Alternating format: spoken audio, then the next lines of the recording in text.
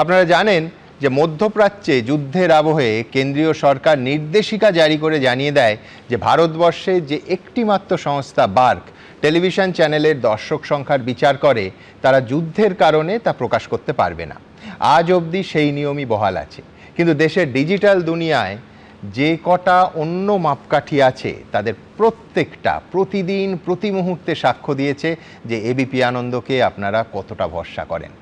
ঘটনাবহুল পশ্চিমবঙ্গে এই সময়কালের মধ্যে ভোট এসেছে, ভোটের প্রচার, 2 দফায় ভোটের দিন, এক্সিট পোল, ভোট গণনা থেকে নতুন সরকারের শপথ গ্রহণ, একটানা দর্শক সংখ্যার যে রেকর্ড তৈরি হচ্ছে, তার কোনো উদাহরণ গোটা ভারতবর্ষে অন্য কোনো চ্যানেলের নিরিখে কখনো হয়নি।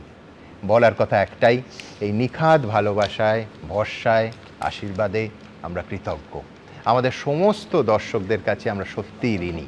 আমাদের দায়িত্ব আরও অনেক বেড়ে গেল। আপনাদের সবাইকে প্রণাম।